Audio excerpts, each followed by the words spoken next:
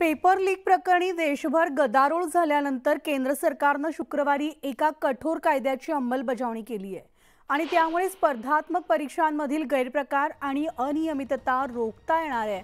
21 जूनच्या मध्यरात्रीपासून केंद्र सरकारने देशात पेपर लीक विरोधी कायदा लागू केलाय, तर सरकारकडून कायद्याची अधिसूचना जारी करण्यात आलेली असून लागू झालेल्या या कायद्यात गुन्हेगारांना 3 ते 10 वर्षांचा तुरुंगवास आणि 10 लाख रुपयांपर्यंतच्या दंडाची तरतूद आहे।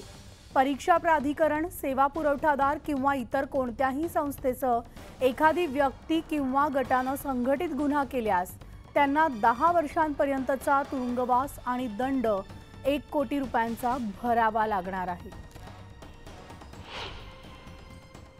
निश्चितपणे कडक कारवाईची आवश्यकता होतीच आणि 3 वर्षाची शिक्षा जर केली तर पुढे हा गुन्हा हा सहजपणे जमानत मिळणार नाही। विद्यार्थ्यांच्या मनात यातून त्यांच्या भविष्याचं प्रश्नचिन्ह निर्माण होतं। घटना जरी एखाद्या ठिकाणी झाली तरी त्याचा सर्वंकष आणि सर्वव्यापी परिणाम हा मानसिकतेवर होतो आणि यातून जो देश घडवणारा विद्यार्थी आहे त्याच्या मनामध्ये व्यवस्थेबद्दल राग निर्माण होतो आणि म्हणून मला व्यक्तिगत रीतीने वाटतं की या संदर्भातल्या कायद्यांचं आपण स्वागतच केलं पाहिजे।